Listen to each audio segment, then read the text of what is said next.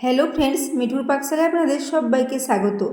আজ আমি দই ও আটা দিয়ে ভীষণই টেস্টি একটা রেসিপি আপনাদের সাথে শেয়ার করছি। এই জন্য এখানে একটা পাত্র নিয়ে নিয়েছি, তাতে টক দই নিয়ে নিচ্ছি এখানে 4 চামচ পরিমাণে। তো এখানে আমি বাড়িতে থাকা ফ্রেশ টক দই নিয়েছি। তো দইটাকে দিয়ে একটু প্রথমে খুব ভালো করে ফেটিয়ে নেব। তো দেখুন, দইটাকে খুব ভালো করে চামচ করে আগে একটু ফেটিয়ে নিচ্ছি, তারপর এখানে কিছু উপকরণ মিশিয়ে নেব। তো এইভাবে দইটাকে খুব ভালো করে একটু ফেটিয়ে নিয়েছি। এরপর এখানে স্বাদ মতো লবণ দিয়ে দিলাম। ওই সাথে দিয়ে দেবো এখানে 1/2 টিস্পুন পরিমাণে চিনি। যেহেতু এখানে টক দই নিয়েছি, সেজন্য একটু চিনি দিলে টেস্টটা ভালো হবে। এই সাথে দিয়ে দিচ্ছি 1/4 টিস্পুন পরিমাণে একটু বেকিং সোডা। এরপর সমস্ত কিছু আবারও চামচ করে খুব ভালো করে মিশিয়ে নিচ্ছি। চিনিটা চামচ করে এইভাবে নাড়াতে নাড়াতে খুব ভালো মতো গলে এর সাথে মিশে যাবে। তো এই জন্য দেখুন, খুব ভালো করে একটু চামচ করে মিক্স করে নিচ্ছি। এইভাবে কিছুক্ষণ মিশিয়ে নেওয়ার পর এখানে দিয়ে দেব ওই চামচেরই প্রায় 2 চা চামচ পরিমাণে তেল। তো এখানে তেলটা নিয়ে নিচ্ছি। এখানে আমি রিফাইন্ড অয়েল ব্যবহার করেছি। তো এরপর দেখুন, এখানে 2 চা চামচ পরিমাণে তেলটা এর সাথে দিয়ে দিলাম। তেলটা দিয়েও খুব ভালো করে মিক্স করে নিচ্ছি। এভাবে এটাকে খুব ভালো করে মিক্স করে নেব। তারপর এখানে নিয়ে নেব আটা। তো এখন দেখুন, দইয়ের সাথে সব কিছু খুব ভালো করে মেশানো হয়ে গেছে। এরপর মেজারিং কাপ মেপে 1 কাপ পরিমাণে আটা এখানে নিয়ে নিচ্ছি। তো আজকের এই রেসিপির জন্য জলের কোনো প্রয়োজন হবে না, দই দিয়েই পুরো মিশ্রণটা রেডি করতে হবে। তো এরপর আমি আবারও 1/2 কাপ পরিমাণে আটা নিয়েছিলাম, তার থেকে 2 চামচ পরিমাণে আটা দিলাম। এখানে আমি আন্দাজ মতো দিয়েছি, তবে একেবারে বেশি আটা দিয়ে এটাকে শক্ত করে মাখা যাবে না। এইভাবে কম কম করে আটা দিয়ে এর একটা বেশ নরম মতো ডো রেডি করে নিতে হবে। তো বন্ধুরা, এটাকে আপনারা সকালে ব্রেকফাস্টে বা বাচ্চাদের স্কুলের টিফিনে বা বিকেলের দিকেও হালকা ফুলকা খিদে পেলে এটাকে ট্রাই করতে পারেন। খুবই অল্প সময়ে ভীষণ হেলদি একটা রেসিপি ঝটপট রেডি হয়ে যায়।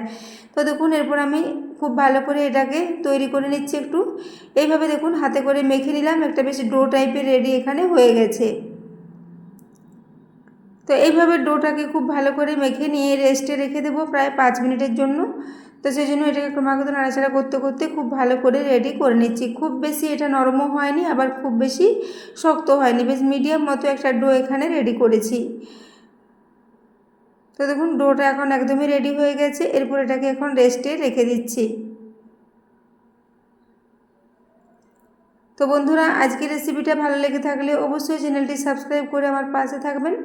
তো দেখুন, এটা এখন ঢাকা দিয়ে রেখে দিয়েছিলাম। এরপর 5 মিনিট পর ঢাকাটা খুলে নিলাম। এখন দেখুন, মিশ্রণটা খুব ভালো মতো সেট হয়ে গেছে এটা। এরপর এটাকে হাতে করে আবার খুব ভালো করে একবার মেখে নিচ্ছি। এরপর এর কাছ থেকে কয়েকটা ছোটো ছোটো লেচি কেটে নেব। সাধারণত আমরা বাড়িতে যেভাবে লুচি বা পুরি রেডি করে থাকি, সেরকম ধরনের সাইজের কেটে নিচ্ছি।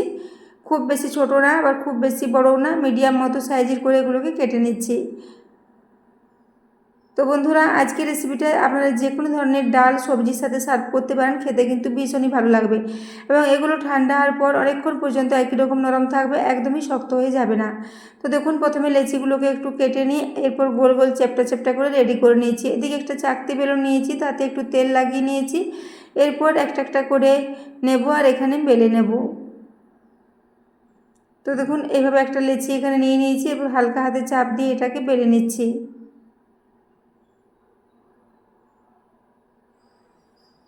তো দেখুন, এইভাবে এটাকে বেলে নিয়েছি। এরপর এর উপর থেকে একটু করে কালো জিরে ছড়িয়ে দিচ্ছি, তাহলে এটা দেখতে ভালো লাগবে এবং টেস্টও ভীষণই ভালো হবে। তো দেখুন, কালো জিরেটা দেওয়ার পর আবার একবার উপর থেকে এটাকে বেলে নিলাম। এইভাবে বেলে নেওয়ার পর এটাকে তুলে নিচ্ছি। এইভাবে আবারও একটা তৈরি করে নিচ্ছি। এইভাবে প্রত্যেকটা লেচিকে এইভাবে একটু ছোটো ছোটো লুচির আকারে এগুলোকে বেলে নেব। এগুলো সাধারণত লুচির মতো অতটা পাতলা হবে না, একটু মোটা মোটা হবে। তো দেখুন, এরপর আমি আবার একটা বেলে নিয়েছি। এরপর আমি এর উপরে দিয়ে দিচ্ছি কিছুটা কসুরি মেথি। কসুরি মেথি বা কালো জিরে বা গোটা জিরে দিয়ে এইভাবে যদি লুচিগুলোকে রেডি করা হয়, তাহলে এর টেস্টটা ভীষণই ভালো হয়। তো দেখুন, এরপর এটাকে আমি কসুরি মেথি দিয়ে এইভাবে একটু বেলে নিলাম। এখন দুটো মেলা হয়ে গেছে। তো দুটো বেলে নিয়েছি। এরপর সবগুলোকে বেলে নেব, তারপর একে একে এখানে একটু ফ্রাই করে নেব। তো খুব অল্প তেল দিয়ে এগুলোকে উল্টে পাল্টে একটু হালকা লালচে করে ভেজে নেব। তো যেহেতু এর সাথে দই দেওয়া আছে, এগুলো কিন্তু একদমই শক্ত হয়ে যাবে না, খুবই নরম থাকবে। তো দেখুন, এরপর আমি এখানে একটা তাওয়াতে প্রায় 2 চা চামচ পরিমাণে তেল দিয়ে তেলটা খুব ভালো করে লাগিয়ে নিয়েছি। এরপর এখানে দুটো দুটো করে দিয়ে এগুলোকে একটু ভেজে নেব। তো বন্ধুরা, আজ আমি আপনাদের সাথে একটা দই পরোটা রেসিপি শেয়ার করেছি। এই ধরনের পরোটাগুলো কিন্তু খেতে ভীষণ টেস্টি হয়, হালকা হালকা মিষ্টি মিষ্টিও লাগবে এবং দই দেওয়ার জন্য এর টেস্টটা কিন্তু ভীষণই ভালো হয়েছিল। তো বন্ধুরা, আজকের রেসিপিটা কেমন লেগেছে একটা কমেন্টে জানাতে ভুলবেন না। তো দেখুন, এরপর আমি এগুলোকে বেলে নিচ্ছি। এগুলো হালকা হালকা ফুলবে, সব দিক থেকে সমানভাবে ফুলবে না, যেহেতু এখানে কালো জিরে দেওয়া আছে মাঝখানে। তো সেই জন্য দেখুন সাইড থেকে হালকা হালকা ফুলছে, কিন্তু এগুলো ভীষণই নরম থাকবে, একদমই শক্ত হয়ে যাবে না। তো দেখুন, এরপর আমি এগুলোকে উল্টে পাল্টে একটু লালচে করে দুদিকটাই ফ্রাই করে নিলাম। এরপর এগুলোকে তুলে নিচ্ছি।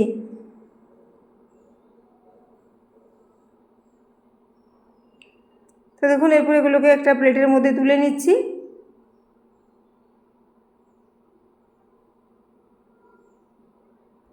এইভাবে আবারও দুটো দিয়ে দিচ্ছি। দেখুন, এই দুটোতে আমি কসুরি মেথি লাগিয়ে রেখেছিলাম, সেগুলোকে এখানে এইভাবে দিয়ে দিলাম। তারপর এগুলোকে উল্টে পাল্টে একইভাবে একটু লালচে করে ভেজে নেব। তো বন্ধুরা, আজকের রেসিপিটা কেমন লেগেছে একটা কমেন্টে জানাতে ভুলবেন না। তো দেখুন, এরপর এগুলোকে লো টু মিডিয়াম ফ্লেমে নাড়াচাড়া করে প্রায় 4 থেকে 5 মিনিট সময় নিয়ে একটু ভেজে নেব। তো প্রত্যেকটি দেখুন হালকা হালকা করে ফুলছে। তো এইভাবে এগুলোকে নাড়াচাড়া করতে করতে একটু ভেজে নেব। তো দুটো দুটো করে ভাজতে প্রায় 5 মিনিট মতো সময় লাগবে। তো বন্ধুরা, আজকের রেসিপিটা বাড়িতে অবশ্যই ট্রাই করবেন। ট্রাই করলে রেসিপি কেমন লেগেছে কমেন্টে জানাতে ভুলবেন না। তো দেখুন, এরপর আমি দ্বিতীয় ব্যাচে দুটো তৈরি করে নিয়েছি। এইভাবে একে একে সবগুলো রেডি করে আবার তৃতীয় ব্যাচে দুটো দিয়ে দিয়েছি। এইভাবে দুটো দুটো করে দিয়ে সবগুলোকেই আমি এখানে একটু রেডি করে নিচ্ছি। তো এখন দেখুন সবগুলো ভেজে নিয়েছি, তারপর একটা প্লেটের মধ্যে এগুলোকে সাজিয়ে নিচ্ছি। তো এগুলো দেখতে ভীষণই টেস্টি হয়েছিল এবং খেতেও এর স্বাদটা খুবই ভালো হয়েছিল। তো বন্ধুরা, আজকের রেসিপিটা বাড়িতে অবশ্যই ট্রাই করবেন এবং রেসিপি কেমন লেগেছে কমেন্টে জানাতে ভুলবেন না। তো দেখুন, এরপর একে একে সবগুলোই এই প্লেটের মধ্যে নিয়ে নিচ্ছি।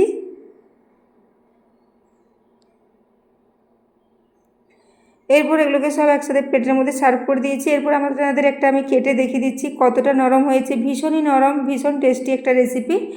খুব সহজেই এগুলো হাতের মধ্যে মুঠো হয়ে যায়। তো দেখতে পাচ্ছেন কতটা নরম রেডি হয়েছে এবং ঠান্ডা হওয়ার পরে এগুলো একই রকম থাকে। তো বন্ধুরা, আজকের রেসিপিটা এতক্ষণ পর্যন্ত দেখার জন্য ধন্যবাদ।